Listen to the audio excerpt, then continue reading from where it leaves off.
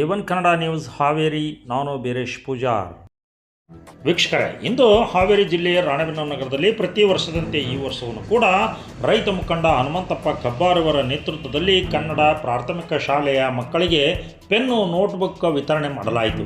ಈ ಕಾರ್ಯಕ್ರಮದಲ್ಲಿ ನಗರದ ಡಿವೈಎಸ್ಪಿ ಲೋಕೇಶ್ ಮತ್ತು ಪೌರಾಯುಕ್ತ ಫಕೀರಪ್ಪ ಇಂಗಳಗಿ ಮತ್ತು ಶಿಕ್ಷಣ ಅಧಿಕಾರಿಗಳು ಕೂಡ ಭಾಗಿಯಾಗಿದ್ದರು. ಹಲವಾರು ಮಕ್ಕಳಿಗೆ ಪಠ್ಯಪುಸ್ತಕಗಳನ್ನು ವಿತರಣೆ ಮಾಡಿದ ನಂತರ ಡಿವೈಎಸ್ಪಿ ಮತ್ತು ಪೌರಾಯುಕ್ತ ಫಕೀರಪ್ಪ ಇಂಗಳಗಿ ಜೊತೆಯಲ್ಲಿ ರೈತ ಮುಖಂಡ ಹನುಮಂತಪ್ಪ ಕಬ್ಬಾರ್ ಅವರು ಮಾತನಾಡಿದ್ದೇನು ವೀಕ್ಷಕರೇ, ಒಮ್ಮೆ ನೋಡಿ. ದಿನಾಚರಣೆಯ ಅಂಗವಾಗಿ ಏನು ರಕ್ತದಾನ ಶಿಬಿರ ಆಗಿರ್ಬೋದು ಮತ್ತು ವಿವಿಧ ಮುಖಂಡರ ನೇತೃತ್ವದಲ್ಲಿ ಏನು ಸರ್ಕಾರಿ ಶಾಲೆಯಲ್ಲಿ ಓದ್ತಕ್ಕಂಥ ಮಕ್ಕಳು ಬಡ ಮಕ್ಕಳಾಗಿರ್ತಾರೆ, ಅದನ್ನ ಏನು ಸರ್ಕಾರದ ವತಿಯಿಂದ ಕೊಡ್ತಕ್ಕಂಥ ಒಂದು ಯೋಜನೆಗಳ ಜೊತೆಗೆ ಸರ್ಕಾರಿ ಶಾಲೆಗಳನ್ನ ಅಭಿವೃದ್ಧಿ ಪಡಿಸಬೇಕಂತ ಹೇಳಿ ನಮ್ಮ ಕರ್ನಾಟಕ ರಾಜ್ಯ ರೈತ ಸಂಘದಿಂದ ನಾವು ಉಚಿತವಾಗಿ ನೋಟ್ ಬುಕ್ ಪೆನ್ನುಗಳನ್ನ ವಿತರಣೆ ಮಾಡ್ತಾ ಇದ್ದೇವೆ. ಎಲ್ಲರೂ ಇದರಲ್ಲಿ ಪಾಲ್ಗೊಂಡು ಈ ಕಾರ್ಯಕ್ರಮದಲ್ಲಿ ಏನು ರೈತ ಹುತಾತ್ಮರ ದಿನಾಚರಣೆಯ ಅಂಗವಾಗಿ ಈ ಕಾರ್ಯಕ್ರಮವನ್ನು ಯಶಸ್ವಿಗೊಳಿಸಬೇಕು. ಏನು ಪ್ರಾಸ್ತಾವಿಕ ಮಾತನಾಡಲಿಕ್ಕೆ ಅವಕಾಶ ಮಾಡಿಕೊಟ್ಟಂತ ಎಲ್ಲರಿಗೂ ಏನು ಶಿಕ್ಷಕರಾಗ್ಲಿ, ಮುದ್ದು ಮಕ್ಕಳಾಗ್ಲಿ ಮತ್ತು ನಮ್ಮ ಈ ವೇದಿಕೆಯಲ್ಲಿ ಇರ್ತಕ್ಕಂಥ ಡಿಎಸ್ಪಿ ಸಾಹೇಬ್ರು, ವಕೀಲ್ ಸಾಹೇಬ್ರಾಗ್ಲಿ ಮತ್ತು ಯುವ ಸಾಹೇಬ್ರಾಗ್ಲಿ ಮತ್ತು ನಮ್ಮ ಪುಟ್ಟಣ್ಣರಾಗ್ಲಿ, ಚಂದ್ರಣ್ಣರಾಗ್ಲಿ ಮತ್ತು ಯುವ ಸಾಹೇಬ್ರಾಗ್ಲಿ ಮತ್ತು ಜಿಲ್ಲಾ ಮುಖಂಡರು ಮತ್ತು ರೈತ ಮುಖಂಡರಿಗೆ ಎಲ್ಲರಿಗೆ ವಂದಿಸಿ ಈ ಪ್ರಾಸ್ತಾವಿಕ ನುಡಿಗೆ ವಿರಾಮ ಇಡ್ತಾ ಇದ್ದೇವೆ. ಈ ದಿವಸ ರೈತ ಹುತಾತ್ಮ ದಿನಾಚರಣೆ ಪ್ರಯುಕ್ತ ಸೇರಿರುವಂತಹ ಈ ಒಂದು ಸಮಾರಂಭದಲ್ಲಿ ಭಾಗವಹಿಸುವಂತಹ ಎಲ್ಲ ಪುಟಾಣಿ ಮಕ್ಕಳೇ ಮತ್ತು ವೇದಿಕೆಯ ಮೇಲೆ ಆಸೀನರಾಗಿರುವಂತಹ ಎಲ್ಲ ಅಧಿಕಾರಿಗಳೇ, ರೈತ ನಾಯಕರೇ ಮತ್ತು ನಮ್ಮ ರಾಣೆಬೆನ್ನೂರಿನ ಪ್ರಮುಖ ಮುಖಂಡರೇ, ತುಂಬ ಬಿಸಿಲಿದೆ ನೋಡಿ. ಎರಡನೇ ಮಾತು ನೋಡಿ, ಈಗ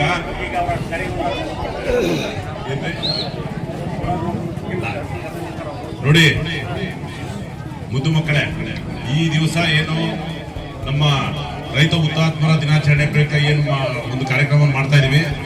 ಹನುಮಂತಪ್ಪ ಕಬ್ಬಾರ್ ಅವರು ನಿಮಗೆಲ್ಲ ಬಹಳ ಪ್ರೀತಿಯಿಂದ ನೋಟ್ ಪುಸ್ತಕ, ಪೆನ್ನು ಮತ್ತೆ ಈ ರೀತಿ ಚಾಕ್ಲೇಟ್ಗಳನ್ನೆಲ್ಲರೂ ಕೂಡ ಮತ್ತು ಉಪಹಾರಕ್ಕೂ ಕೂಡ ವ್ಯವಸ್ಥೆಯನ್ನು ಮಾಡಿದ್ದಾರೆ.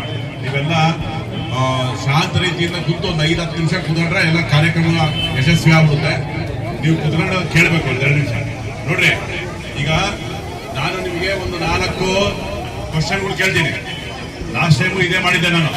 ಈ ಟೈಮು ಕೂಡ ನಿಮ್ಗೆ ಇದನ್ನೇ ನಿಮ್ಗೆ ಏನು ಸೇರಿದಲ್ಲ ಎಲ್ಲ ಎಷ್ಟೇ ಕ್ಲಾಸ್ ನೀವು ಎಷ್ಟೇ ಕ್ಲಾಸಪ್ಪ, ಯಾವ ಕ್ಲಾಸ್ಗಳು ಹೇಳಿ ನೋಡೋಣ. 1ನೇ ಕ್ಲಾಸ್, 5ನೇ ಕ್ಲಾಸ್ ಇದ್ದೀರಾ? 5th ಕೈ ಇದೆ, 4th ಎಲ್ಲ ಕೈ ಐತೆ. 3rd ಸ್ಟ್ಯಾಂಡರ್ಡ್ ಇದ್ದಾರಾ? 3, 4, 5. ಓಕೆ, ನಿಮಗೆಲ್ಲ ಗೊತ್ತಿರ್ಬೇಕಿದು. ಈಗ ನೀವು ರಸ್ತೆ ಮೇಲೆ ನಡ್ಕೊಂಡು ಹೋಗ್ತಾ ಇರ್ತೀರ, ಸ್ಕೂಲ್ ಬಿಟ್ಟ ರಸ್ತೆ ಮೇಲೆ ನಡ್ಕೊಂಡು ಹೋಗ್ತಾ ಇರ್ಬೇಕಾದ್ರೆ ರಸ್ತೆ ದಾಟುವಂತ ಸಂದರ್ಭದಲ್ಲಿ ವಾಹನಗಳು, ವೆಹಿಕಲ್ಗಳು ತುಂಬಾ ಓಡಾಡ್ತಿರ್ತವೆ, ಬಸ್ಸು, ಲಾರಿ, ಮೋಟರ್ ಬೈಕ್ ಅವೆಲ್ಲ. ಅವಾಗ ರಸ್ತೆ ದಾಟ್ಬೇಕಾದ್ರೆ ಏನ್ ಮಾಡ್ಬೇಕು ನೀವು ಹೇಳಿ? ಎಡಕ್ಕೆ ಬಲಕ್ಕೆ ನೋಡ್ಬೇಕು. ಒಂದು. ಎರಡನೇದು ಸೈಡ್ ಅಲ್ಲಿ ಹೋಗ್ಬೇಕು. 2. ಮೂರನೇದು ಮೇನ್ ಸರ್ಕಲ್ಗಳಲ್ಲಿ ನಮ್ಮ ಟ್ರಾಫಿಕ್ ಕಾನ್ಸ್ಟೇಬಲ್ ಇರ್ತಾರೆ, ಅಲ್ಲಿ ನೀವು ಟ್ರಾಫಿಕ್ ಕಾನ್ಸ್ಟೇಬಲ್ ಅವ್ರನ್ನ ಮಾತಾಡಿಸ್ಬೇಕು. ಅಂಕಲ್ ನೋಡಿ ಸ್ವಲ್ಪ ರಸ್ತೆ ದಾಟಿಸಿ ಅಂತ ಹೇಳ್ಬೇಕು. ಅವಾಗ ಅವರು ಎಲ್ಲ ವೆಹಿಕಲ್ಗಳನ್ನ ಸ್ಟಾಪ್ ಮಾಡಿ ಇಂಪಾರ್ಟೆಂಟ್ ಜಂಕ್ಷನ್ಗಳಲ್ಲಿ, ಇಂಥ ಕಡೆ ಏನು ಪ್ರಾಬ್ಲಮ್ ಇರಲ್ಲ, ಇಂಪಾರ್ಟೆಂಟ್ ಜಂಕ್ಷನ್ಗಳು ದಾಟುವಂಥ ಸಂದರ್ಭದಲ್ಲಿ ಪೊಲೀಸ್ ಅಂಕಲ್ ಅವ್ರನ್ನ ಸಹಾಯ ಪಡೆದು ನೀವು ರಸ್ತೆಯನ್ನ ದಾಟಬೇಕು. ಅದೇ ರೀತಿಯಾಗಿ ಈಗ ಸಿಗ್ನಲ್ ಅಲ್ಲಿ ನೀವು ರೆಡ್ ಲೈಟ್ ಬಂದ್ರೆ ವೆಹಿಕಲ್ಗಳು ಏನ್ ಮಾಡ್ಬೇಕು? ರೆಡ್ ಲೈಟ್ಗೆ, ಗ್ರೀನ್ ಲೈಟ್ಗೆ ಆಯ್ತು. ಗ್ರೀನು ರೆಡ್ ಹೇಳಿದ್ರಿ, ಎಲ್ಲೋ ಲೈಟ್ ಬಂದಾಗ, ಆರೆಂಜ್ ಲೈಟ್ ಬಂದಾಗ ಏನ್ ಮಾಡ್ಬೇಕು? ಎಲ್ಲ ಸ್ಟಾರ್ಟ್ ನಲ್ಲಿ ಇಟ್ಕೋಬೇಕು. ರೆಡಿ ಫಾರ್ ಪ್ರೊಸೀಡ್, ಮುಂದಕ್ಕೆ ಹೋಗೋದಕ್ಕೆ ನೀವು ರೆಡಿ ಇರಬೇಕು. ರೆಡಿ ಇದ್ರೆ ಆ ಸಂದರ್ಭದಲ್ಲಿ ಆ ಒಂದು ಲೈಟ್ ನಿಮಗೆ ಆ ಸಿಗ್ನಲ್ ಎಲ್ಲ ಕೊಡುತ್ತೆ.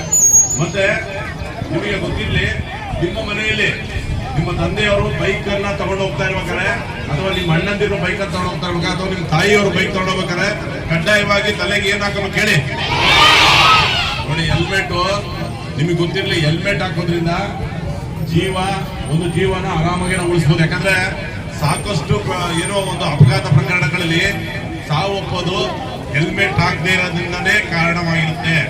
100ಕ್ಕೆ 90% ಸಾವು ಸಂಭವಿಸೋದು ಹೆಲ್ಮೆಟ್ ಹಾಕದೇ ಇರೋದ್ರಿಂದ. ಅದಕ್ಕೆ ನಿಮ್ಮ ಮನೆಯಲ್ಲಿ ನಿಮ್ಮ ತಂದೆ ಅಥವಾ ನಿಮ್ಮ ತಾಯಿ, ನಿಮ್ಮ ಅಣ್ಣ ತಮ್ಮಗಳು, ನಿಮ್ಮ ಅಂಕಲ್ ಯಾರೇ ಆಗಲಿ ನಿಮ್ಮ ಬೈಕ್ನಲ್ಲಿ ಹೋಗ್ತಾ ಇದಾರೆ ಅಂತಂದ್ರೆ ಹೆಲ್ಮೆಟ್ನ ಕಡ್ಡಾಯವಾಗಿ ಹಾಕೊಳ್ಳೋಕೆ ಹೇಳ್ಬೇಕು. ಗೊತ್ತಾಗ್ತಿದೆಯಾ? ಇದು ಜಾಸ್ತಿ ಆಯ್ತು. ಪೊಲೀಸ್ ಇಲಾಖೆಯಲ್ಲಿ ಒಂದು ಹೊಸ ಯೋಜನೆ ತಂದಿದ್ದಾರೆ. ನೀವು ನಿಮ್ಮ ತಂದೆ ತಾಯಿ ಜೊತೆಯಲ್ಲಿ ಮುಂದೆ ರಜೆಗಳಲ್ಲಿ ಈಗ ಆಲ್ರೆಡಿ ಹೋಗಿ ಬಂದಿದ್ದೀರಾ ಪ್ರವಾಸಕ್ಕೆ, ನೀವು ಮನೆಯಿಂದ ಹೊರಗಡೆ ಹೋಗ್ಬೇಕಾರೆ ನಿಮ್ಮ ತಂದೆ ತಾಯಿಗಳ ಜೊತೆಯಲ್ಲಿ ನೀವು ಮನೆಯಿಂದ ಹೊರಗಡೆ ಹೋಗ್ಬೇಕಾದ್ರೆ ಯಾವ್ದಾದ್ರು ಪ್ರವಾಸಕ್ಕೋ ದೇವಸ್ಥಾನಕ್ಕೋ ಅಥವಾ ಹೊರಗಡೆ ಯಾವ್ದಾದ್ರು ಒಂದು ಬೇರೆ ಒಂದು ಅಜ್ಜಿ ಮನೆಗೋ ಯಾರೋ ಮನೆಗೆ ಹೋಗ್ತಾ ಇದ್ರಿ, ಮದುವೆಗೋ ಎಲ್ಲೋ ಹೋಗ್ತಾ ಇರೋ ಸಂದರ್ಭದಲ್ಲಿ ಮನೆ ಲಾಕ್ ಮಾಡಿ ಅದು ಮಾಹಿತಿಯನ್ನ ಪೊಲೀಸ್ ಇಲಾಖೆಗೆ ಕೊಟ್ಟೋದ್ರೆ ನಿಮ್ಮ ಮನೆ ಲಾಕ್ ಆಗಿರೋಂಥ ನಿಮ್ಮ ಮನೆಯನ್ನ ನಾವು ಕಾಯ್ತೀವಿ, ಪೊಲೀಸರು ಕಾಯ್ತೀವಿ. ಅದೊಂದು ವಿನೂತನವಾದಂತ ಯೋಜನೆ ಬಂದಿದೆ. ನೀವು ನಿಮ್ಮ ಮನೆಯಲ್ಲಿ ಜಗತ್ತು ಏನ್ ನಡೀತಾ ಇದೆ, ರೈತರಿಂದ ಏನು ಒಂದು ಆಹಾರ ಭದ್ರತೆಯನ್ನು ಜಗತ್ತಿನ ಬೆನ್ನೆಲುಬು, ದೇಶದ ಬೆನ್ನೆಲುಬ, ಇಡೀ ಜಗತ್ತಿನ ಬೆನ್ನೆಲುಬು ರೈತ. 2 ವರ್ಷಗಳಿಂದ ನೋಡ್ತಾ ಇದ್ದೀನಿ ಶಾಲಾ ವಿದ್ಯಾರ್ಥಿಗಳಿಗೆ ಒಂದು ಏನಾದರೂ ಒಂದು ತಮ್ಮ ಸೇವೆಯನ್ನು ಮಾಡತಕ್ಕಂಥದ್ದು ನಿಜವಾಗ್ಲೂ ಅಭಿನಂದನಾರ್ಹವಾಗಿರ್ತಕ್ಕಂಥದ್ದು. ಶಿಕ್ಷಣವೇ ಶಕ್ತಿ. ಇಡೀ ಜಗತ್ತನ್ನ ಆಳೋದು ನಮ್ಮಲ್ಲಿರ್ತಕ್ಕಂಥ ಶಿಕ್ಷಣ, ನಮ್ಮಲ್ಲಿರ್ತಕ್ಕಂಥ ಜ್ಞಾನ.